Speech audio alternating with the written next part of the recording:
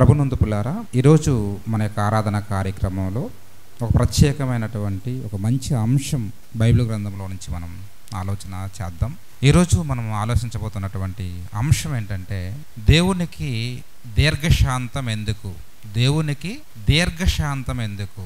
ప్రభునందు పుల్లారా, దేవుడు అనగానే ప్రేమ గలవాడు, దయగలవాడు, కరుణ గలవాడు, క్షమ కలిగినవాడు, కృపగలవాడు. మనకు తెలుసు. ఇప్పుడే బైబిల్ గ్రంథంలో ఆ కీర్తన గ్రంథం చదువుతున్నప్పుడు ఒక మాట విన్నాం, మనం చదువుకున్నాం. ఈ భూలోక మాట దేవుని కృపతో నిండి ఉన్నది అంటాడు. ఈ భూలోక మాట ఎవరి కృపతో నిండి ఉందట? దేవుని కృపతో నిండి ఉంది. అంటే దేవుడు కృపగలవాడు, దేవుడు ప్రేమ గలవాడు, దేవుడు క్షమించే గుణం గలనవాడు. ఓకే, కాదనడం లేదు. అలాగని దేవుడు కేవలం ప్రేమ కలిగిన వాడేనా, దయ కలిగిన వాడేనా? ఇంకా మరి ఆయన దగ్గర ఎలాంటి గుణాలు మరి లేవా అని ఆలోచిస్తే, దేవుడు కేవలం ప్రేమ కలిగిన వాడే కాదండి, దేవుడు కేవలం దయగలిగిన వాడే కాదండి. ఆయనకి ఇంకా ఎన్నో గుణాలు ఉన్నాయి. ఒక రూపాయి నాణ్యాన్ని మనం చూసినప్పుడు ఒక పక్క బొమ్మ ఉంటుంది, మరో పక్క బొలుసు ఉంటుందండి. ఒక రూపాయి కాయిన్కి ఎలాగైతే ఒక పక్క బొమ్మ, మరో పక్క బొలుసు, దేవునికి కూడా ఒక పక్క ప్రేమ, దయ, జాలి, కరుణ ఉంటే మరోపక్క కోపం, రోషం, పౌరుషం, రౌద్రం కనిపిస్తుంటుంది. ఆయన అర్థం చేసుకోవాలి. ఒకే కోణంలో దేవుడిని చూడకూడదు. మనం దేవుణ్ణి అనేక కోణాలు మనకు కనిపిస్తుంటాయి. ఆ కోణాలను అర్థం చేసుకోవాలి. నిజంగా దేవుడు ఎలాంటి గుణాన్ని కలిగి ఉన్నాడో, ఎలాంటి లక్షణాలను కలిగి ఉన్నాడో ఒకసారి మనం ఆలోచించినప్పుడు నిర్గమాకాండం ఒకసారి చూడాలి పిల్లారా. నిర్గమాకాండం 20వ అధ్యాయము 3వ వచనము నుంచి కొన్ని వచనాలు మనం చదువుకుందాం. నేను తప్ప వేరొక దేవుడు నీకు ఉండకూడదు, పైన ఆకాశమందే గాని, కింద భూమి యందే గాని, భూమి కింద నీళ్ల యందే గాని యుండు దేని రూపమునైనను విగ్రహమునైనను నువ్వు చేసుకొనకూడదు, వాటికి సాగిలి పడకూడదు, వాటిని పూజింపకూడదు. యాలయనగా నీ దేవుడైన యెహోవాకు నేను రోషము కలిగిన దేవుడును. నేను దేవుడు అంటాడు. నేను ఎలాంటి దేవుడును? రోషము కలిగిన దేవుడు. నాకు రోషం ఎక్కువ అంటున్నాడు. కాబట్టి మీరు నా మాట కానీ వినకపోతే, మీరు నా దృష్టిలో దోషమ చేస్తే, ఆ దోష మాట, తండ్రులు చేసిన దోషం మాట 3-4 తరాల వరకట వస్తుందట. వాళ్ళ కుమారుల మీదకి వస్తుంది. అంటే అంత రోషము కలిగిన వాడు. అంటే ఇక్కడ మనకు అర్థమైంది, మన దేవుడు ఎలాంటి వాడు? రోషము కలిగిన వాడు. అలాగే ఇదే సందర్భాన్ని గురించి మోషే గారు మరలా ద్వితీయోపదేశకాండములో మాట్లాడుతూ అక్కడేమని చెబుతున్నాడు ఒకసారి మనం ద్వితీయోపదేశకాండానికి వెళ్దాం. ద్వితీయోపదేశకాండము 4వ అధ్యాయము 22వ వచనం. కావున నేను యొర్దానుకు దాటకుండా ఈ దేశములోనే చనిపోవదును. మోషే అంటున్నాడు, నాయనా ఇంతకాలం 40 సంవత్సరాలు మీకు ఈ అరణ్య ప్రయాణంలో నడిపించాను. ఇదిగో కానాను కనుసూపు మేరలో ఉంది, కానీ ఆ కానాను దేశంలో నేను ప్రవేశించలేను. దేవుడు నాకు ఆజ్ఞాపించేశాడు, నువ్వు అక్కడికి వెళ్ళలేవు, ఇక్కడే నీ కాలం ముగిసిపోతుందని చెప్పాడు. కాబట్టి నాయనా నేను ఇక్కడే చనిపోతాను, ఆ దేశానికి రాలేను. అయితే మీరు దాటి ఆ మంచి దేశం కదండి, పాలు తేనె ప్రవహించు దేశం కదా, అక్కడ మంచి పంటలు, మంచి పశువులు, మంచి దేశం, దేశమును స్వాధీనపరుచుకునుదురు. మీరు స్వాధీనపరుచుకుంటారు. మీ దేవుడైన యెహోవా మీకు ఏర్పరిచిన నిబంధనను మరిచి, నీ దేవుడైన యెహోవా నీకు ఆజ్ఞాపించినట్లు ఏ స్వరూపము కలిగిన విగ్రహమునైనను చేసుకొనకుండానట్లు మీరు జాగ్రత్త పడవలేను. నాయనా మీరు జాగ్రత్త పడాలి. దేవుడు స్థానములో మరి ఏ విగ్రహాన్ని మీరు దాన్ని పెట్టుకోకూడదు, దానికి సాగిలి పడకూడదు. ఎందుకంటే యాలయనగా 24వ వచనం, యాలయనగా నీ దేవుడైన యెహోవా దహించు అగ్నియు రోషము గల దేవుడై ఉన్నాడు. దేవుడు ఎలాంటి వాడట? దహించు అగ్ని. అక్కడ నిర్గమాకాండంలో ఏమన్నాడంటే నేను రోషము కలిగిన దేవుడు అన్నాడు. ఇక్కడికి వచ్చేసరికి ఏమన్నాడు? నేను దహించు అగ్ని. అండర్లైన్ చేసుకోవాలి ఆ పదాలు. దేవుడు దహించే అగ్ని. గుణం ఏంటి? దహించేస్తుంది, మండించేస్తుంది, కాల్చేస్తుంది, బూడిద చేస్తుంది. అంటే దేవునికి ఉన్న గుణం కూడా ఏంటంటే దహించే గుణం. ఆయన మాట వినకపోతే ఆయన మండిపోతాడండి. అప్పుడప్పుడు పిల్లలు మన మాట వినకంటూ ఉంటారు. అప్పుడు మనకి ఎలాగుంటుంది? కోపం వస్తుంటుంది కదా, మండిపోతుంటాం కొన్ని సందర్భాల్లో. కాబట్టి మనకి మంటుంది, మరి దేవుడికి ఉండదా? ఆయనకి మంట ఉంది. అందుకంటాను నేను దహించు అగ్ని. కాబట్టి అంతవరకు మనం తెచ్చుకోకూడదు. కాబట్టి దేవుడు అనగానే రోషం కలిగిన వాడు, దేవుడు అనగానే దహించు అగ్ని. అలాగే దేవుడికి ఉన్న మరొక గుణాన్ని మనం చూసినప్పుడు ఏంటంటే రాజుల మొదటి గ్రంథము 14వ అధ్యాయం ఒకసారి చూద్దాం. 14వ అధ్యాయము 22వ వచనం. యోధావారు యెహోవా దృష్టికి కీడి చేసి తమ పితరులు చేసినంతటిని మించినట్లుగా పాపము చేయుచు ఆయనకి రోషం పుట్టించరి. దేవుడు ఇక్కడ ఏం పుట్టించారట? రోషం పుట్టించాడు. అంటే మనం ముందు మాట్లాడుకున్నట్లుగా ఆయనకి ఏముంది? రోషం ఉంది. ఆయన మాట వినకపోతే ఆయనకి ఏమొస్తుంది? రోషం వస్తుంది అన్నమాట, పౌరుషం వస్తుంది, రౌద్రుడైపోతాడు ఆయన. అలాగే హెబ్రీ పత్రిక కొత్త నిబంధనకు వచ్చేసరికి హెబ్రీ పత్రిక మనం ఒకసారి అపోస్తులైన పౌలు గారు హెబ్రీలకు రాస్తున్న పత్రిక 12వ అధ్యాయము, అపోస్తులైన పౌలు గారు హెబ్రీలకు రాస్తున్న పత్రిక 12వ అధ్యాయము మనం 28వ వచనం.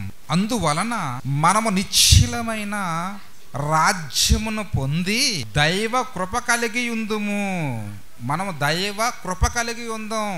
దేవుని కృప, దైవ కృప ఎవరి మీద ఉండాలి? మన మీద ఉండాలి. దేవుని కోపము మన మీద ఉండకూడదు, దేవుని రోషం మన మీద ఉండకూడదు, దహించే అగ్నిలా మన పట్ల ఉండకూడదు. ఆయన కృప ఎవరి మీద ఉండాలట? మన మీద ఉండాల. కృప ఉంటే మంచిదండి.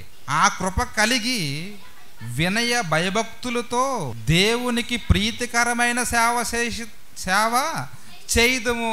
దేవునికి ఎలాంటి సేవ చేయాలట? ప్రీతికరమైన సేవ చేయాలండి. ఆయన ఇష్టపడే సేవ, ఆయన సంతోషపడే సేవ, ఆయన మెచ్చుకునే సేవ.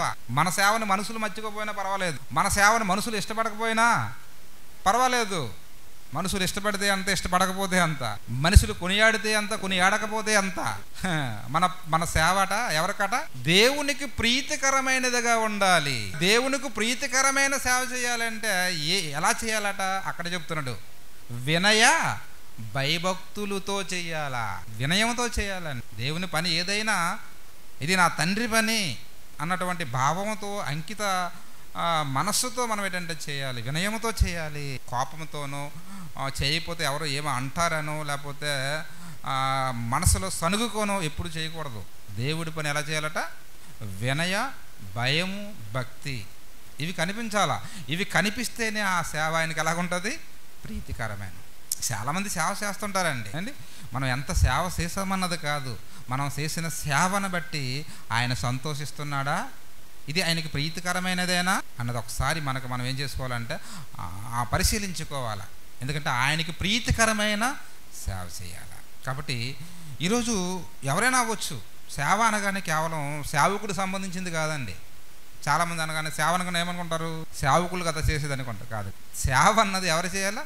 ప్రతి ఒక్కరూ చేయాలి. చీకటిలో నుండి తన ఆశ్చర్యకరమైన వెలుగులోనికి పిలిచిన వాని గుణాతిశయములు ప్రచురించాలా. దేవుని ప్రేమని, ఆయన కష్టాన్ని, ఆయన ఆవేదనని, యేసుక్రీస్తు వారి యొక్క త్యాగము ఇదంతా ప్రకటించవలసిన బాధ్యత ఎవరికి ఉందంటే, ఇదిగో సంఘములో ఉన్నటువంటి మన అందరి మీద కూడా ఆ బాధ్యత ఉంది. మీరు సర్వలోకమునకు వెళ్ళి సర్వ సృష్టికి సువార్త ప్రకటించండి. ఈ మాట సేవకుడికి మాత్రమే చెప్పాడా?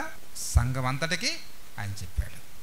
కాబట్టి విశ్వాసులు అవ్వచ్చు, సేవకులు అవ్వచ్చు, దేవునికి ఎలాంటి సేవ చేయాలి? దేవునికి ప్రీతికరమైన సేవ చేయాలి. అది మన మనసులో రిజిస్టర్ అయి ఉండాలండి. ఒకవేళ దేవుడు చెప్పినట్లుగా ఆయనకు ప్రీతికరమైన సేవ చేయకపోతే ఏం జరుగుతుందో తెలుసా అండి? కిందకు వచ్చేసరికి మాట్లాడతాడు. మళ్ళీ చదవండి, ఆ వచనాన్ని మళ్ళీ చదువుకుందాం. 29వ వచనం మనం చదువుకుందాం, మరలా చదువుకుందాం. 28, 29. అందువలన మనము నిశ్చలమైన రాజ్యము పొంది దైవ కృప కలిగి ఉందుము. ఆ కృప కలిగి వినయ భయభక్తులతో దేవునికి ప్రీతికరమైన సేవ చేయదము. ఏలయనగా మన దేవుడు దహించు అగ్ని అయి ఉన్నాడు. మన దేవుడు ఎలా ఉన్నాడట? దహించు అగ్ని అంటాడు. నువ్వు ఆయనకి ప్రీతికరమైన సేవ చేయవా, ఆయన ఎట్లా భయభక్తులు కలిగి ఉండవా, ఆయన ఏమైపోతాడట? దహించు అగ్నిగా మారిపోతాడు. ప్రేమమయుడే, దయామయుడే. ఆ ప్రేమమయుడు, ఆ దయామయుడు కాస్త ఎలా మారిపోతాడు? దహించు అగ్నిగా మారిపోతాడు. కాబట్టి దేవుడు రోషం కలిగిన వాడు, దేవుడు దహించు అగ్ని. అంతేకాదు, దేవునికి ఉన్న మరొక గుణం ఏంటో తెలుసా? ఆయన మాట వినకపోతే ఆయన కోపపడేవాడండి. ఒకసారి మనం కీర్తన గ్రంథం చూద్దాం. కీర్తన గ్రంథము 56వ అధ్యాయాన్ని ఒకసారి చూద్దాం. 7వ వచనాన్ని చూద్దాం. తాము చేయి ద్వాస క్రియల చేత వారు తప్పించుకుందురా. ఎవరు తప్పించుకుందురండి? మనం ఏదైనా తప్పు చేసి మనుషులు దొరకకుండా తప్పించుకోవచ్చు, దేవునికి దొరకకుండా తప్పించుకోగలమా? అసాధ్యమండి. మనుషులకు తప్పు చేసి మనుషులకు దొరకకుండా దాగోవచ్చు, కానీ దేవుడికి కనిపించకుండా దాగోగలమా? ఎక్కడ దాగోగలవు? ఈ భూప్రపంచాన్ని అంతటిని అట ఆయన కనుదృష్టట సంచరిస్తుందట. ఈ భూప్రపంచాన్ని అంతటిని ఒకేసారి చూడగలిగే శక్తి కలిగినవాడు ఆయన. అందుకే ఒక భక్తుడు అంటుంటాడు, ఏమని, నీ నేత్రములు నరుల నేత్రముల వంటివా, నా నేత్రములు నరుల నేత్రముల వంటివా అంటాడు. నరుల నేత్రాలు ముందుకు చూస్తే వెనక్కి కనిపించదు, వెనక్కి చూస్తే ముందుకు కనిపించదు. దేవుడు అలాంటి నేత్రాలా? కాదండి. ఈ భూమి మీద ఉన్న జీవరాశులను, ఈ ప్రకృతి అంతటిని ఒకేసారి ఆయన చూడగలిగే శక్తి కలిగిన వాడు ఆయన. ఆయనకి తెలియకుండా ఎక్కడ దాగగలం? ఒక భక్తుడు అంటాడు, నేను సముద్రంలోకి వెళ్ళినా దాగున్నా అక్కడ ఉంటావు, పాతాళంలోకి వెళ్ళినా అక్కడ కూడా నీవు ఉన్నావు, అలాగే ఆకాశానికి ఎక్కిపోయినా అక్కడ కూడా నువ్వు ఉన్నావు, ఎక్కడయ్యా నీ కళ్ళకు కనిపించకుండా నేను ఉండగలను అంటాడు. కాబట్టి దేవుడి దృష్టిలో అయితే మాత్రం మనం ఏంటంటే తప్పించుకొని పోలేమండి.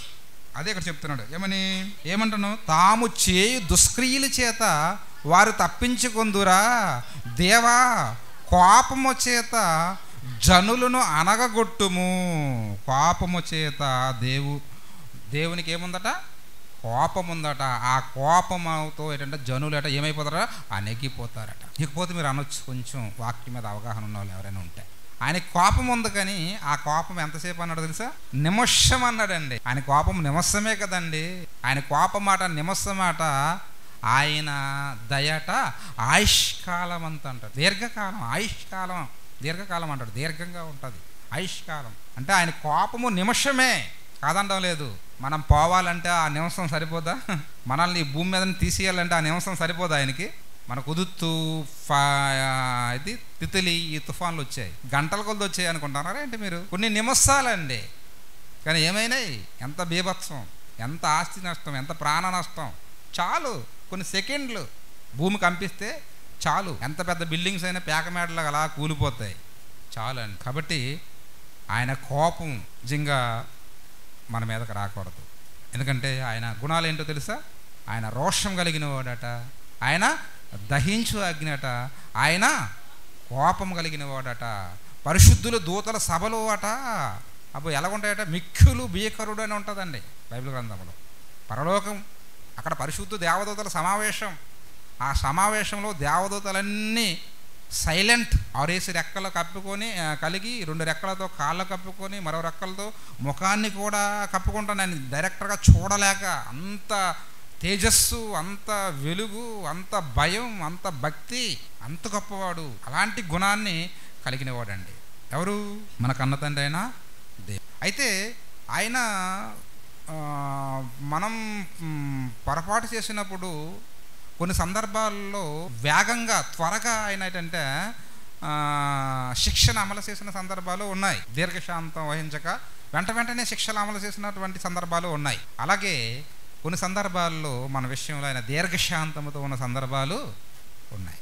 మనం మొదట చూస్తే ఈ భూమి మీద కాదు కానీ పరలోకములో దేవదూతలు ఏం చేశాయంటే, మొట్టమొదటగా వారే పాపం చేశారండి. దేవుడు ఎవరిని సృష్టించాడు? మొదట మనల్ని కాదు కదా. ఎవరిని సృష్టించాడు? దేవదూతలను సృష్టించాడు. పరలోక సైన్య సమూహం, వాటిని లెక్కట కోట్ల కొలిదిగా ఉంటుంది. కోట్ల మంది దేవదూతలను సృష్టించాడు ఆయన. ఆ దేవదూతలు పాపం చేసాయి. ఏంటి ఆ పాపం అంటే, ఇదిగో దేవుని సింహాసనం మీద, అధికారం మీద ఆశపడ్డారు. అప్పటికే దేవుడు వాటికి అధికారాలు ఇచ్చాడు, ఉన్నతమైన స్థితిలో పెట్టాడు. అయినా ఏంటంటే ఎక్కడో వారిలో దురాశ ప్రారంభమైంది. అది మనసులో ప్రారంభమైన దేవుడు అది తప్పే కదా. కాబట్టి ఏం చేశాడంటే వాటికి ఒకసారి పేతురు పత్రికలో మనం చూద్దామండి. పేతురు రాసిన 2వ పత్రికలో 2వ పత్రిక 2వ అధ్యాయము 4వ వచనాన్ని ఒకసారి చూద్దాం. దేవదూతలు పాపము చేసినప్పుడు దేవుడు వారిని విడిచిపెట్టక పాతాళ లోకమందలి కటిక చీకటి గల బెలములోనికి త్రోసి తీర్పుకు కావలలో ఉంచుటకు వారిని అప్పగించెను. పరలోకములో ఉన్న పరిశుద్ధ దేవదూతలు పాపము చేస్తే వాటిని కూడా దేవుడట విడిచిపెట్టక పాతాళ లోకమందలి కటిక చీకటి గల బిలం నరకములోకి తోసేసాడటండి. మరలా అవి రాకుండా కాపలా పెట్టేశాడు, బయటికి రాకుండా. కటిక చీకటి గల బిలం. అంటే ఈ పాతాళ లోకం అన్నది, ఈ నరకం అన్నది మొట్టమొదటగా ఎవరి కొరకు దేవుడు సృష్టించాడు అంటే మన కోసం కాదండి. ఎవరి కోసం సృష్టించాడు?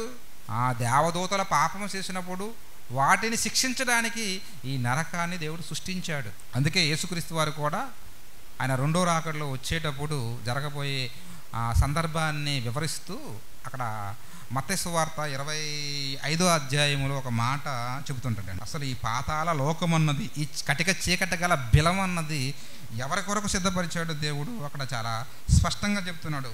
మత్తయి సువార్త 25వ అధ్యాయము 41వ వచనం. అప్పుడు ఆయన ఎడమ వైపున ఉన్న వారిని చూసి, శపింపబడిన వారులారా, నన్ను విడిచి అపవాదికిని వాని దూతలకను సిద్ధపరిచిన నిత్యాగ్నిలోనికి పోవుడి. శపింపబడిన వారులారా, అపవాదికిని వాని దూతలకు సిద్ధపరిచిన నిత్యాగ్నిలోనికి పోవుడి. అంటే ఈ నిత్యాగ్ని ఏదైతే ఉందో, ఈ కటిక పాతాళ లోకములో ఉన్న ఈ కటిక చీకటి గల బిలం, అది ఎవరి కొరకు సిద్ధపరిచాడు దేవుడు అంటే అపవాదికి వాని దూతలు. అంటే దానికంటూ ఒక సమూహం, దానికంటూ ఒక గుంపు ఏర్పాటు చేసి సైన్యం. దేవుడిని చూసింది. దేవుడికి ఎలాగైతే తన చుట్టూ సమూహాలు ఉన్నాయో, దేవదూతల సమూహాలు ఉన్నాయో, సైన్యం ఉందో, అలాగే సాతాను కూడా ఏం చేసిందంటే తనకంటూ ఒక సైన్యాన్ని ఏర్పాటు చేసుకుంది. ఆ సాతాను సైన్యం కొరకే దేవుడు ఏంటంటే నరకాన్ని సిద్ధం చేశాడు. అయితే అనొచ్చు మీరు, మరి వాటి కోసం సిద్ధం చేశాడు కదా నరకం, మరి మనం ఎందుకు అందులోకి వెళ్ళిపోవాల్సిన పరిస్థితి? సిద్ధం చేసింది వాటి కోసమే. అయినప్పటికీ మనం ఆ సాతాను అడుగు జాడల్లో నడవడం వలన ఏమవుతుంది? మనం కూడా భయంకరమైన లోకానికి వెళ్ళిపోవాల్సిన పరిస్థితి. వాస్తవానికైతే నిజానికైతే నరకం మన కొరకు సిద్ధం చేయలే, చేసింది వాడి కొరకు. వాడి అడుగు జాడల్లో మనం నడడం వల్ల ఏమైపోతుందంటే మనం కూడా ఆ భయంకరమైన ప్రదేశానికి వెళ్ళిపోతున్నాం. కాబట్టి తప్పు చేసినప్పుడు వెంటనే దేవతలను ఏం చేశాడు? దేవుడు శిక్ష వేశాడండి. అలాగే దేవుని పిల్లలు ఇశ్రాయేలీయులు వారు కూడా పొరపాటు చేసినప్పుడు కొన్ని సందర్భాల్లో వెంటనే శిక్షించుకుంటూ వచ్చాడు. అది ఒకసారి కొరింథీ పత్రికలో మనం చూద్దాం. అపోస్తలుడైన పౌలు గారు కొరింథీలకు రాస్తున్న పత్రిక, మొదటి పత్రిక 10వ అధ్యాయం. కొరింథీలకు రాసిన మొదటి పత్రిక 10వ అధ్యాయం 5వ వచనాన్ని మనం చదువుకుంటే, అయితే వారిలో ఎక్కువ మంది దేవునికి ఇష్టముగా ఉండకపోయిన గనుక అరణ్యములో సంహరింపబడి దేవునికి ఇష్టముగా ఉండలేదు. ఎవరు? ఇశ్రాయేలు జనాంగం. కాబట్టి ఏం చేశాడు? వెంటనే వారిని సంహరించాడట. ఏం చేశాడంటే దేవుడు అరణ్య ప్రయాణంలో వారిని సంహరించాడట. 6వ వచనం చూద్దాం. వారు ఆశించిన ప్రకారము మనము చక్రవాటిని ఆశింపకుండానట్లు ఈ సంగతులు మనకు దృష్టాంతములుగా ఉన్నవి. మన ముందు పెడుతున్నాడు. వారికి జరిగింది. దేవుడికి ఇష్టంగా లేకపోవడం వల్ల దేవుడు వారిని సంహరించాడు. మీరు కూడా జాగ్రత్త అండి. దేవుడికి ఇష్టంగా లేకపోతే దేవుడు మన విషయంలో కూడా ఆయన మరి తన నిర్ణయాన్ని తీసుకునే అవకాశము ఉంది అని చెప్తూ ఎదుకొచ్చేసరికి 7వ వచనం, జనులాట తినకను త్రాగుటకును కూర్చుండి ఆడుటకు లేచిరి అని వ్రాయబడినట్లు వారిలో కొందరి వలె మీరు విగ్రహారాధకులై ఉండకూడే. జనులాట ఏం చేశారట? తినడానికి త్రాగడానికి చక్కగా కూర్చున్నారట. ఈ తిన్నది తాగింది అడిగేంత వరకు ఏంటంటే అడిగేంత వరకు ఏం చేస్తున్నారట? గెంతులేస్తున్నారట. ఆట పాట. దేవుడు మర్చిపోయారు ఈ ఆట పాటలు, ఈ విందు వినోదం. కాబట్టి ఆయన ఏం చేశారట తెలుసండి? తినవచ్చేసరికి 8 చూద్దాం.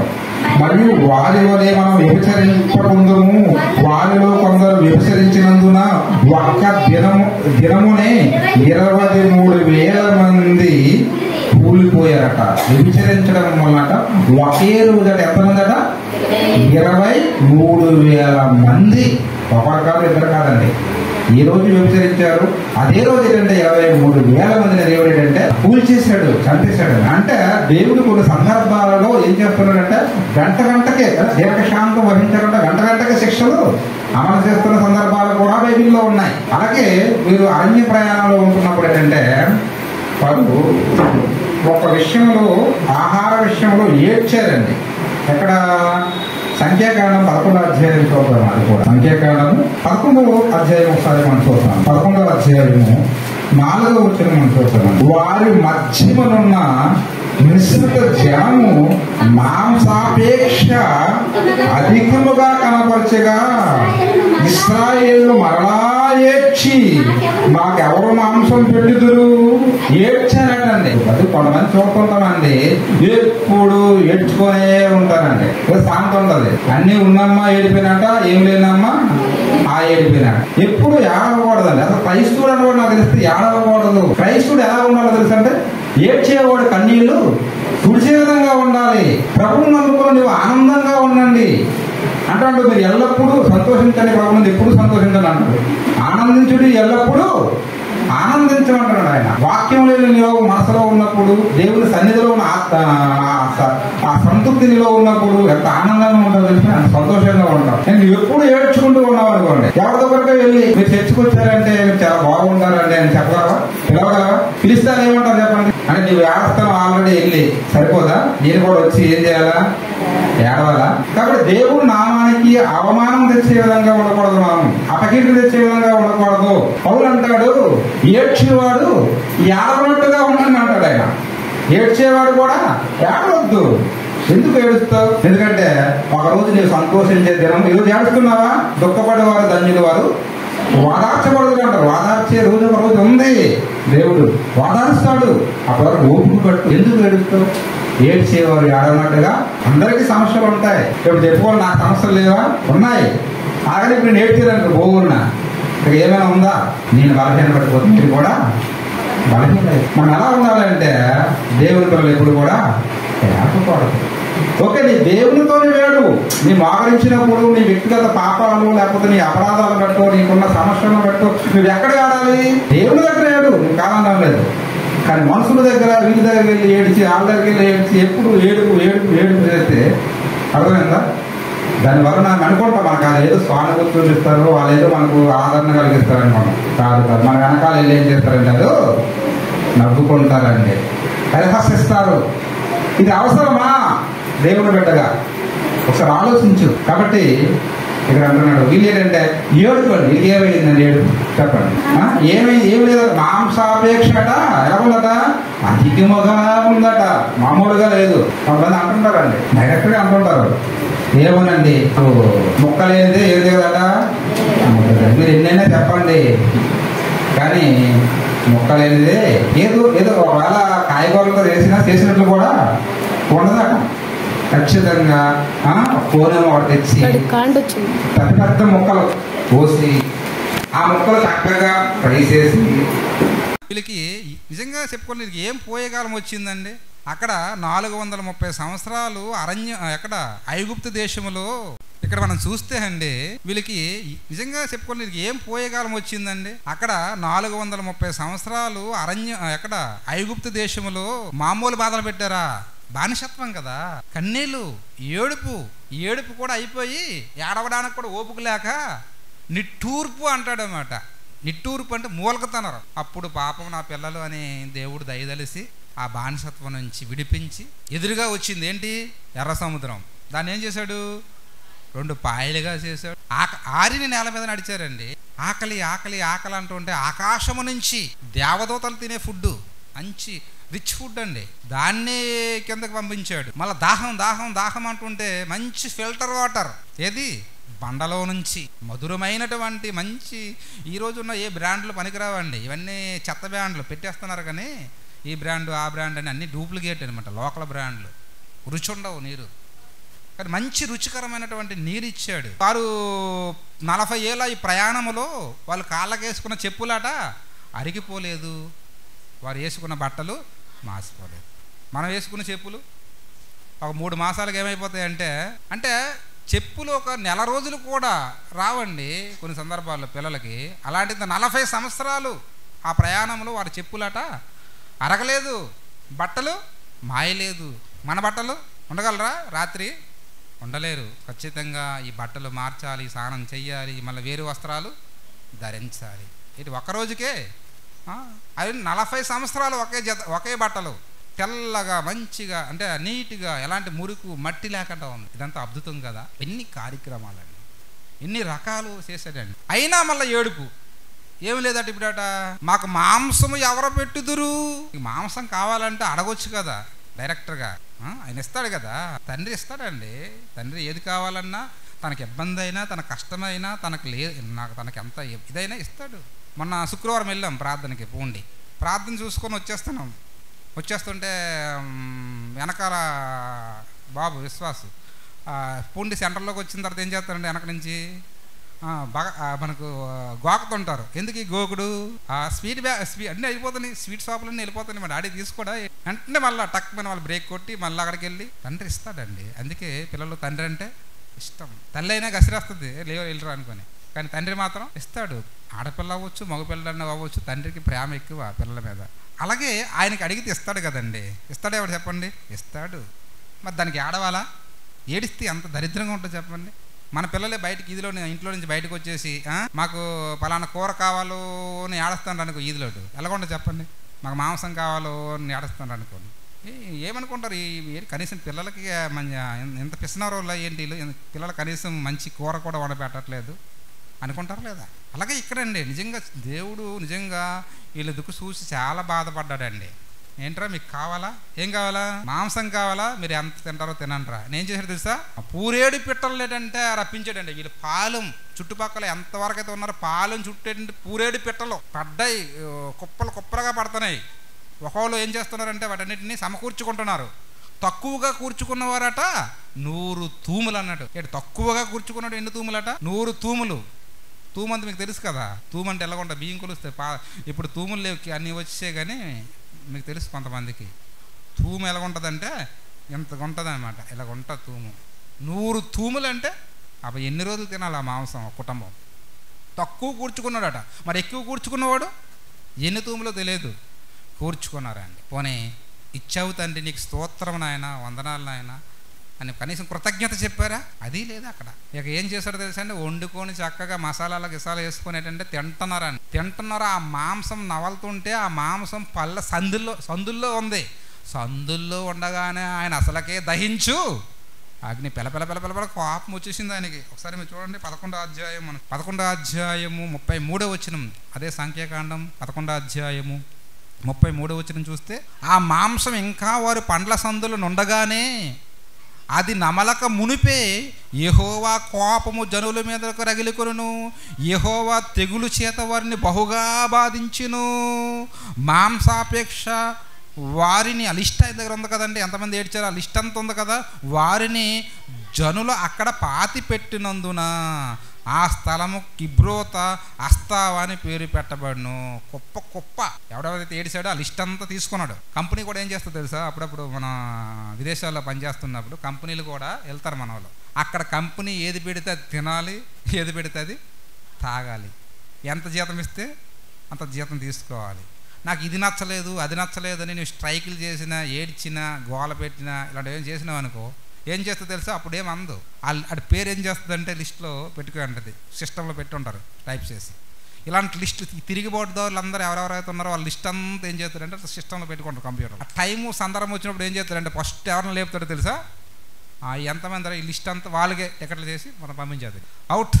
అలాగే దేవుడు కూడా ఏం చేశాడంటే లిస్ట్ ఉంది, అరే మీరు ఈ మాంసం కోసం ఏడ్చి నా పరువు తీస్తారా అని ఏం చేశాడంటే, ఎవడైతే ఏడ్చిన వాళ్ళందరినీ ఏంటంటే వేసేసాడు, అక్కడే పాతి పెట్టేశాడు. కాబట్టి దేవుడు కొన్ని సందర్భాల్లో వెంటకే దయామయుడే, కరుణామయుడే, కానీ కొన్ని సందర్భాల్లో ఏంటంటే వెంటకే శిక్షలు అమలు చేసుకుంటూ వచ్చాడండి. అలాగే పాత నిబంధన గ్రంథంలో విశ్రాంతి దినాన మందిరానికి రాకుండా ఒక ఆవిడ ఏం చేస్తుందో తెలుసా అండి, కట్టిలేరుకుంటుంది. కట్టిలేరుకుంటుంటే ఏమైందంటే, కట్టిలేరుకుంటున్న ఆ విషయాన్ని ఏంటంటే మోషే గారికి ఎవరో చెప్పారు. చెప్పిన తర్వాత ఆమెని తీసుకొచ్చారు. అప్పుడు దేవుడు ఏమని సెలవిచ్చాడో తెలుసా అండి, ఆమెను చంపిమన్నాడండి. వెంటకే శిక్ష పడిపోయిందనమాట. అంటే ఆ రోజు దేవుడు ఏంటంటే కొన్ని సందర్భాల్లో శిక్షలు వెంటకే అమలు జరుగుతున్నాయి. మరి ఈరోజు మనం ఎన్నోసార్లు మానేస్తుంటాం ఆరాధన, దేవుని సన్నిధి. మన విషయంలో అలా చేస్తున్నాడా? చేయటం లేదు. ఎందుకంటే ఆయన దీర్ఘశాంతంతో చూద్దాం ఎంతకాలం రారు, ఎంతకాలం అలాగ దూరంగా ఉంటారు. దేవుడు కొంచెం ఓపిక, సహనం. అంటే కొన్ని సందర్భాల్లో ఆయన దీర్ఘశాంతాన్ని కలిగి ఉన్నాడు, కొన్ని సందర్భాల్లో వెంటనే శిక్షలు అమలు చేస్తున్నాడండి. అలా మనం చూస్తే అండి పేతురు గారు రాసినటువంటి పత్రికలో దానికి ముందుగా నోవాహు దినాలండి. నోవాహు దినాలలో కూడా దేవుడు ఎలాగున్నాడో తెలుసా అండి? దీర్ఘశాంతంగా కనిపిస్తాడండి. నోవాహు దినాలలోని ప్రజల పరిస్థితి ఏమీ బాగోలేదండి. 6వ అధ్యాయము మనం చూసినప్పుడు ఏంటంటే అక్కడ ప్రజలు ఎలాగున్నారో తెలుసా అండి? ఎలాగున్నారట? 6వ అధ్యాయము 11వ వచనం ఆదికాండము 6వ అధ్యాయము భూలోకము దేవుని సన్నిధిని చెడిపోయి ఉండును. భూలోకం అట ఏమైందట? చెడిపోయి ఉన్నదట. భూలోకము బలత్కారముతో నిండి ఉండును. దేవుడు భూలోకమును చూసినప్పుడు అది చెడిపోయి ఉండును. భూమి మీద సమస్త శరీరులు తమ మార్గములు చెరిపుకొని ఉండరి. దేవుడు నోవాహుతో సమస్త శరీరుల మూలముగా భూమి బలాత్కారంతో నిండి ఉన్నది గనుక నా సన్నిధి వారి అంతం వచ్చి ఉన్నది. ఇదిగో వారిని భూమితో కూడా నాశనం చేయదును. నాయనా నీ వెళ్ళి ఈ లోపల ఏం చేయాలా? వాడ సిద్ధం చేసుకో. ఎందుకంటే భూలోకము చెడిపోయిందటండి. ఎప్పటికీ? నోవాహు దినాలకే చెడిపోయిందట. దారి తప్పిపోయిందనమాట. దారి తప్పిపోయినప్పుడు ఏంటంటే దేవుడు ఏమనుకున్నాడు తెలుసా? భూలోకమును ఏం చేయాలనుకున్నాడట? అందరినీ జలప్రలయముతో ముంచి తుడిచేయాలనుకున్నాడు. అయితే ఆ విషయాన్ని ఎవరు చెప్పాడు? నోవాహు చెప్పాడు. నోవాహు నువ్వు వాడ సిద్ధం చేయి. వాడ సిద్ధం చేయడానికి ఎంతకాలం పట్టిందో తెలుసా అండి? సుమారు 120 సంవత్సరాల కాలం పట్టిందండి. 100 నుంచి 120 సంవత్సరాల కాలం పట్టింది. ఈ 120 సంవత్సరాల కాలం నోవాహు వాడ చేస్తున్నాడు, అలాగే వాక్యం ప్రకటిస్తున్నాడు. వాడ చేస్తున్నాడు, వాక్యం ప్రకటిస్తున్నాడు జలప్రలయం రాబోతుందని. ఈ 120 సంవత్సరాలు ఈ కాలం, ఈ పీరియడ్ ఏదైతే ఉందో దేవుడు ఎలాగున్నాడో తెలుసా? ఆ 120 సంవత్సరాల కాలం దీర్ఘశాంతం. ఒకసారి చూడండి. ఇప్పుడు పేతురు పత్రిక చూడండి. ఇప్పుడు పేతురు గారి పత్రిక మనం చూసామనుకో బావం. పేతురు గారు రాసిన మొదటి పత్రిక 3వ అధ్యాయము 19వ వచనమండి. పేతురు గారు రాసిన మొదటి పత్రిక. దేవుని దీర్ఘశాంతము. దేవునికి ఏముందట? దీర్ఘశాంతం ఉందట. ఇంకా నువ్వు కనిపెట్టుకున్నప్పుడు పూర్వము నోవాహు దినములలో వాడ సిద్ధపరచుండగా, అంటే దేవుడు నోవాహు వాడ సిద్ధం చేస్తున్నాడు. ఆ వాడ సిద్ధం చేయడానికి పట్టిన కాలం సుమారు 100 నుంచి 120 సంవత్సరాలు అనుకుంటే, ఆ 100 నుంచి 120 సంవత్సరాల కాలములో దేవుడు ఎలాగున్నాడట? దీర్ఘ శాంతముతో ఉన్నాడు. ఎందుకు దీర్ఘశాంతముతో ఉన్నాడు ఆయన? ఈ కాలములో ఎవరైనా మళ్ళీ మారు మనసు పొంది పశ్చాత్తాపం చెంది వారిలో మార్పు సంభవిస్తుందేమో. అదండి దేవునికి దీర్ఘశాంతం. ఎందుకు అంటే చూసుకున్నాం, దేవుడు రోషం కలిగిన వాడు, దేవుడు దహించు అగ్ని, దేవుడు కోపం కలిగిన వాడు, రౌద్రం కలిగిన వాడు. అయినా ఆయన దీర్ఘశాంతంతో ఎందుకున్నాడంటే నా పిల్లలు ఒకవేళ వారు మారు మనసు పొంది పశ్చాత్తాపం చెందుతారేమో, నాకు ఇష్టమైన విధంగా బ్రతుకుతారేమో. అది దేవుని ఉద్దేశం, దేవుని సంకల్పం. అందుకే ఏంటంటే ఆ 100 సంవత్సరాలు ఎలా ఉన్నాడు? దీర్ఘశాంతం. అలాగే యోనా గారి కాలానికి వచ్చేసరికి యోనా గ్రంథంలో మనం చూసినప్పుడు ఏంటంటే అక్కడ కూడా దీర్ఘశాంతాన్ని ప్రదర్శిస్తాడు. యోనా గ్రంథము 3వ అధ్యాయము 4వ వచనం చూద్దాం ప్రియుల. యోనా పట్టణములో ఒక దిన ప్రయాణమంతా దూరము సంచరించుచు ఇక 40 దినములకు నినివే పట్టణము నాశనమగునని ప్రకటింపగా, ఏమన్నాడమ్మా? 40 దినాలలో ఈ నినివే పట్టణం అన్నది ఏమైపోద్ది? నాశనం అయిపోతుంది అని ప్రకటించాడు. ఎవరు? యోనా. ఏంటి దేవుడు ఈ 40 దినాలు ఎందుకు ఈ సమయాన్ని ఇచ్చాడు? ఈ నినివే పట్టణాన్ని నాశనం చేయడానికి ఆయనకి 40 దినాలు సమయం పడుతుందా, లేక వారు మారు మనసు పొందడానికి 40 దినాలు వారికి అవకాశాన్ని ఇచ్చాడా? వారు మారు మనసు పొందడానికి దేవుడు ఏం చేశాడు? వారికి అవకాశం ఇచ్చాడు. ఎంతకాలం? 40 దినాలండి. ఇంత గొప్ప విషయం. అవకాశం ఇస్తాడండి దేవుడు. తప్పు చేసిన ప్రతి ఒక్కడికి దేవుడు ఏం చేస్తాడు? అవకాశం ఇస్తాడు. అందుకే మనం ఈ భూమి మీద బ్రతికున్నాం. ఆయన అవకాశం ఇవ్వకపోతే మనలో ఎవరికి బ్రతికే హక్కే లేదు. అవకాశం ఇస్తాడు. అక్కడ యోనాకు కూడా అవకాశం ఇచ్చాడు. ఇంకో సంగతి, యోనాకి దేవుడు ఎక్కడికి వెళ్ళమన్నాడు? నినివే పట్టణానికి వెళ్ళి నా మాటలు ప్రకటించిన ఆయన అంటే ఈయనేం చేశాడు? తర్షీజు పట్టణానికి వెళ్ళాలని వాడకి కేవిచ్చి, అంటే టికెట్ తీసుకొని వాడ మధ్యలో అందరితో పాటు ఉంటే డిస్టర్బెన్స్గా ఉంటుంది, ఎందుకు ఈ గోల అని ఎక్కడికి వెళ్ళిపోయాడు తెలుసా? వాడ అడుగు భాగానికి వెళ్ళిపోయి చక్కగా అక్కడ తుడుచుకొని ఏం చేశాడు? పడుకున్నాడు. మహానుభావుడు గాఢ నిద్రలోకి వెళ్ళిపోయాడు. అంతేనండి. కొంతమందికి ఏంటంటే నిద్ర వచ్చిందంటే అదొక వీక్నెస్. మళ్ళీ అది ఆగదు, కళ్ళు పడిపోతూనే ఉంటాయి. దానివల్ల చాలా ప్రమాదాలు జరుగుతుంటాయి. ఏకేజావును ప్రయాణాలు చేస్తుంటారు మన వాళ్ళు, కార్లలోను బళ్ళల్లోనూ. పలానా టైం అప్పుడు పలానా బ్రిడ్జి మీద నుంచి పలానా లారీ అవతలకు వెళ్ళిపోయిందని ఎవరైనా పడుతుంటాయి. ఎందుకంటే నిద్ర. పాపం ఏంటంటే నిద్రకి ఎంత బాగా ఎంత మంచి ప్లేస్ చూసుకుండా చూడండి. కొంతమందికి ఏంటంటే దేవుని సన్నిధి చక్కగా నిద్రపోవడానికి మంచి, ఎందుకంటే మంచి ఫ్యాన్ తిరుగుతుంటుంది.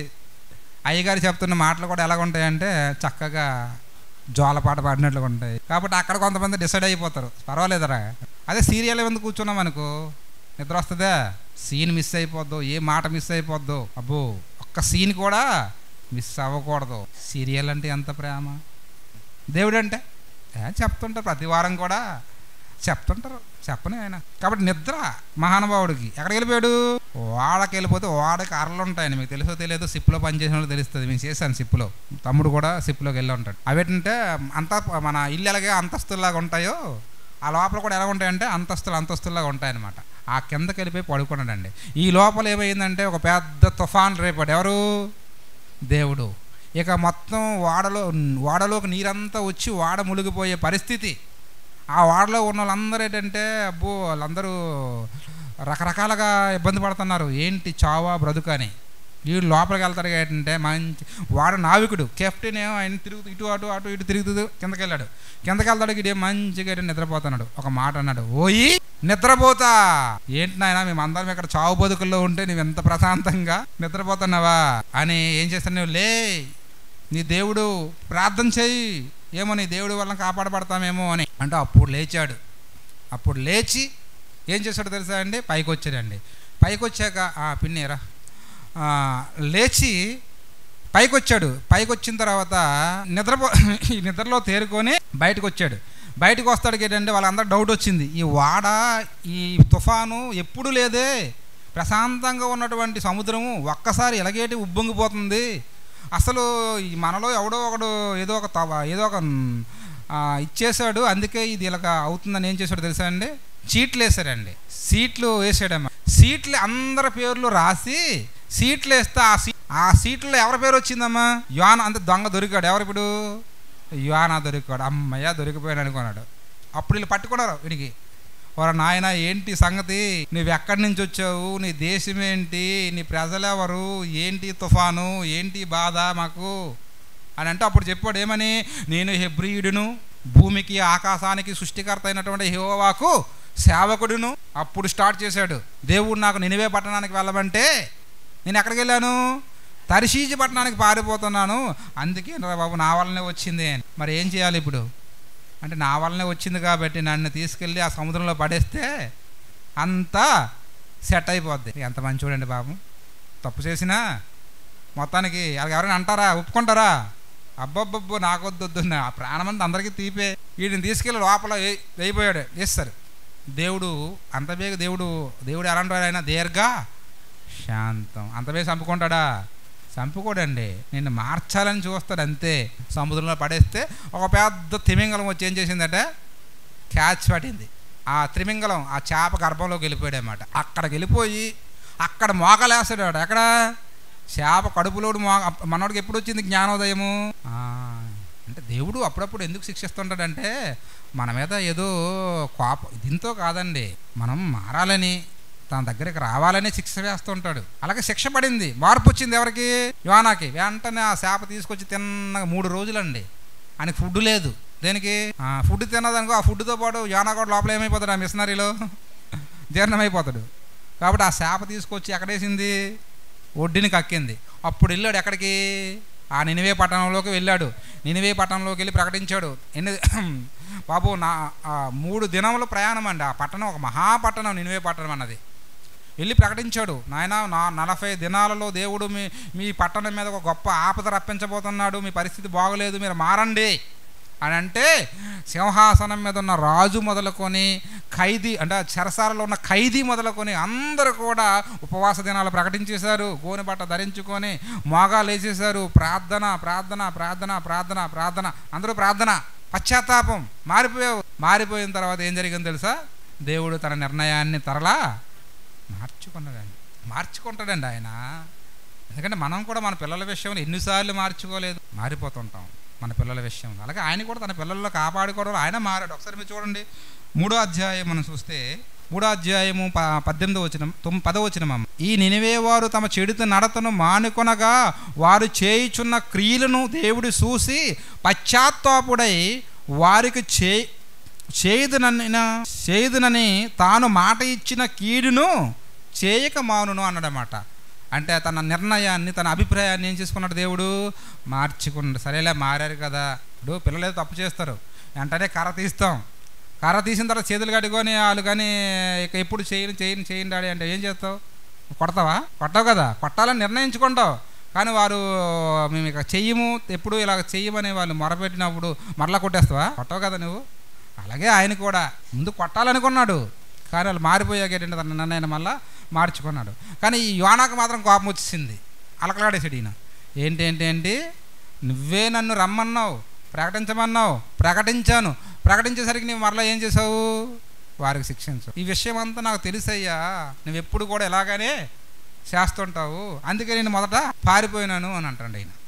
అంటుంటే దేవుడు ఏమంటాడో తెలుసా అండి, ఒకసారి మా మాట చూడండి ఎంత బాగుంటుంది. 4వ వచనం మొదట వచనం యోనా దీన్ని చూసి బహుచింతాక్రాంతుడై కోపగించుకొని, వీడికి ఎందుకని కోపము, దేవుడు తన పిల్లల్ని ఏంటంటే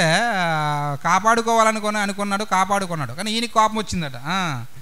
యెహోవా నేను నా దేశమందు ఉండగా ఇట్లు జరుగునని నేను అనుకుంటుని కదా, అందువలనే నేను కటాక్షమును జాలియు బహుశాంతము అత్యంత కృప కలిగిన దేవుడై ఉండి. అబ్బబ్బబ్బా పదాలు చూడండి, ఆ పదాలు మీరు వింటున్నారా, చూస్తున్నారా? దేవుడట అత్యంత కృప కలిగిన వాడట, బహుశాంతము గలవాడట, పశ్చాత్తాపడి కీడు చేయక మానుదునని నేను తెలుసుకొని దానికి ముందుగా తరిశీచకపోతుని అంటాడనమాట. అంటే దేవుడు ఏంటంటే కృపగలవాడు, అత్యంత కృప కలిగిన వాడట, అత్యంత దీర్ఘశాంతం కలిగిన వాడట. దేవుడట తన ప్రేమను బట్టేట తన పిల్లలు మారు మనసు పొందితే తను మళ్ళా తన నిర్ణయాన్ని మార్చుకుంటారట. ఈ విషయంలో మనోడు అలిగితాడు. అలిగి ఆ నినివే పట్టణానికి తూర్పులో ఒక పందిరేస్తాడు. ఆ పందిరేసి ఆ పందిరిలో ఉంటాడు.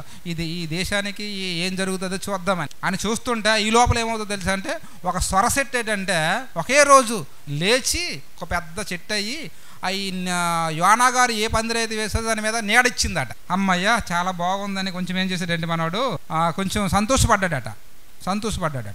మీకు అర్థమైందా? ఒకే రోజులో సొర చెట్టు ఏంటంటే మొలవడము, అది పెద్దదవ్వడము, అదేంటంటే పందిరిలాగా అల్లుకోవడము, యోనాకు నీడనివ్వడము, యోనా ఏంటంటే సంతోషించడం, ఇదంతా జరిగిన తర్వాత ఏంటంటే అదే రోజు ఏం చేస్తాడు, తర్వాత రోజు ఏంటంటే ఒక పురుగును వదిలాడు దేవుడు. ఒక పురుగును వదిలితే ఆ పురుగు ఏం చేసిందంటే ఆ సొరసెట్టు మొదటిలోకి వెళ్ళి మొత్తం అలాగ తినేస్తే ఒక్కసారిగా ఏమైపోయింది, సొరసెట్టు అంతా చచ్చిపోగానే మళ్ళీ ఆయన కోపం వచ్చింది. ఒకసారి మీరు చూడండి ఆయన ఏమంటాడంటే 20 అదే అధ్యాయంలో 9వ వచనం ఒకసారి చూడండి. అప్పుడు దేవుడు 8వ వచనం అంటాడు చూడమ్మా, 8వ వచనం. మరియు ఎండకాయగా దేవుడు వేడిమగల తూర్పు గాలి రప్పించెను, యోనా తలకు ఎండ దెబ్బ తగలగా అతడు సొమ్మజిల్లి బ్రతుకుడు కంటే చచ్చుట నాకు మేలు. అప్పుడు దేవుడు అంటాడు, ఈ స్వర చెట్టు గురించి నువ్వు కోపగించుట న్యాయమా అని యోనా అనగా, యోనా నా ప్రాణం పోవునంతగా కోపగించుట న్యాయమే. చూడండి ఎలా సమాధానం చెప్తాడు దేవుడితో. అందుకు యెహోవా నువ్వు కష్టపడలేదు, నువ్వు పెంచలేదు, ఒక రాత్రిలోనే పుట్టి పెరిగి ఒక రాత్రిలోనే వాడిపోయిన ఈ స్వరశెట్టి విషయంలోనే నువ్వు విచారించుచున్నావే. అయితే ఇక్కడ 25,000 మంది కంటే ఎక్కువ కూడిన నా ప్రజలు ఉన్నారయ్యా, నా పిల్లలు 20,000 మందికి పైగా ఉన్నారు. వీళ్ళందరినీ నేనే కదా కన్నాను, వారిని ఎలా చంపుకోగలనయ్యా? ఒక స్వర చెట్టు విషయమే. అలాగని స్వర చెట్టు నువ్వేమో నాటావా? నాటలేదు. నువ్వేమో నీరు పోసావా? నీరు పోయలేదు. దానంతట అదే మొలిసింది, దానంతట అదే పెరిగింది. ఒక స్వర చెట్టు పోయిందని, ఒక చిన్న మొక్క పోయిందని నువ్వెంత బాధపడుతున్నావు, అందులో మళ్ళీ నీ కష్టం కూడా ఏమీ లేదు. మరి ఇది నా ప్రజలు, నీకు కన్నాను కదా, నేను కావాలనుకున్నాను కదా, వాళ్ళు పొరపాటు చేశారు, వాళ్ళు మళ్ళా దిద్దుకున్నారు, మరి వాళ్ళు కాపాడాలి కదయ్యా అని ఎలాగున్నాడు వారి పట్ల?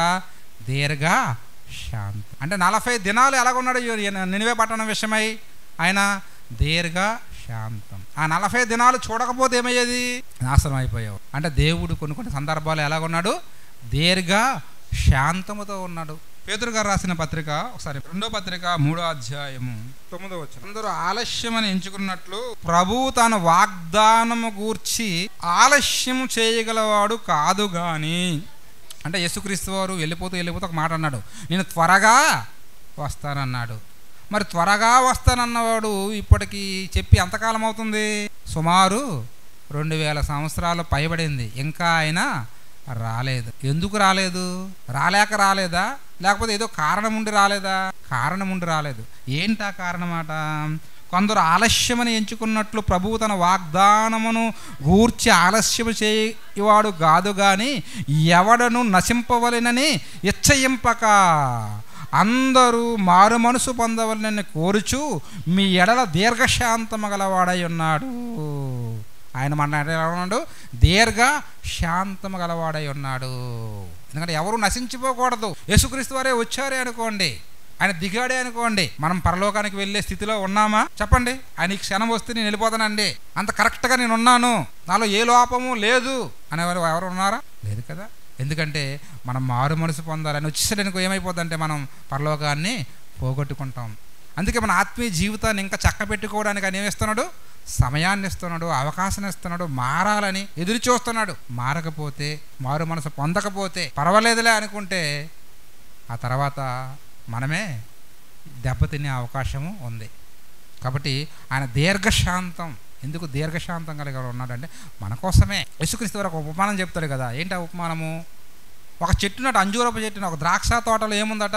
అంజూరపు చెట్టు ఒకటి ఉందట. మనం కూడా జీడి తోటల్లో వేస్తాం. జీడి తోటలో ఏం వేస్తుంటారు మన వాళ్ళు? అక్కడక్కడ చుట్టూ పెండి చుట్టూ కొబ్బరి చెట్లు వేస్తుంటారు, కొంతమంది చింత చెట్లు వేస్తుంటారు. అలాగే ఆ తోట ఏ తోట అంటే ద్రాక్ష తోట. ఆ ద్రాక్ష తోటలో అనేక ద్రాక్ష తీగలు ఉన్నాయి. వాటి మధ్యలో ఒక అంజూరపు చెట్టు ఒకటి ఉందండి. అయితే వెళ్తున్నాడు. ఎంతకాలం నుంచి చూస్తున్నాడట? 3 ఏండ్ల నుంచి చూస్తున్నాడట. పండ్లు దొరుకుతాయేమో అని చూస్తున్నాడట. కొన్ని ఆకుల కింద ఏమైనా ఉండిపోయినాడు, అది కూడా చూసాడట. కానీ పళ్ళు లేవాట. ఇప్పుడు వెంటనే పిలిచాడట. ఎవరిని? తోటమాలని పిలిచి, 3 ఏళ్ల నుండి నేను చూస్తున్నాను, ఒక కాయ లేదు, ఒక పండు లేదు. దీని నిమిత్తం ఈ నేల ఎలా వ్యర్థమైపోవాలి చెప్పండి?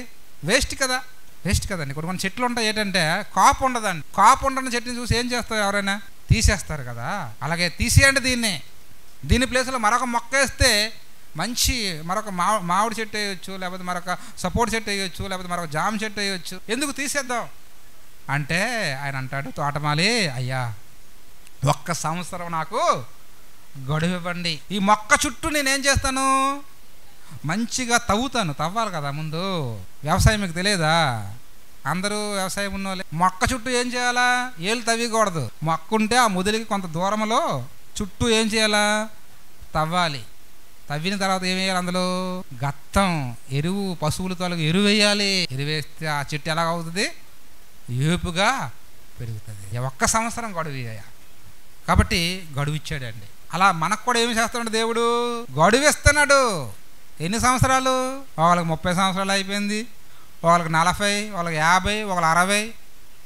మనకు గడువిస్తున్నాడు, ఎదురు చూస్తున్నాడు, దీర్ఘశాంతంతో ఉన్నాడు. ఆయన దీర్ఘశాంతంతో ఉన్నాడు కదని మనం అలుసుగా తీసుకున్నాం అనుకో, పర్వాలేదులే అని అనుకున్నాం, లైట్గా తీసుకున్నాం అనుకో, ఆయన ఏదో ఒక రోజు ఏంటంటే సీరియస్ అయిపోతాడు. ఎందుకంటే ఆయన అసలకే రోషం కలిగిన దేవుడు, దహించు అగ్ని, ఆయన కోపం కలిగిన వాడు. కాబట్టి ఒకసారి ఆలోచించండి ప్రేమైన దేవుడు. ఆనాడు మనం చూస్తాం అరణ్య ప్రయాణంలో ఉన్నటువంటి వారిని ఎలాగా ఆయన రాల్చేశాడు అరణ్యములో, ఆయన మాట వినకపోవడం వలన. ఈరోజు కూడా ఆయన నిర్ణయం తీసుకుంటూ, ఎందుకంటే ఆయన నిన్న నేడు ఏకరీతిగా ఉన్నాడు. కాబట్టి ఒకసారి మనం ఆలోచిద్దాం పిల్లరా. దేవుడు ఏ విధంగా అయితే మనకు బ్రతకమన్నాడు, అలా బ్రతకడంలో మనందరం నిమగ్నమై ముందుకు వెళదాం.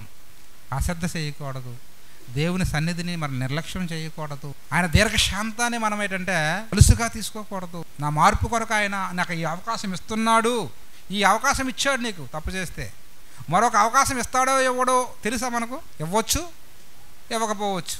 కాబట్టి ఒకసారి ఆలోచిద్దాం మనంతా. సమయంలో మరి ఈ మాటలతో ముగిస్తున్నాను.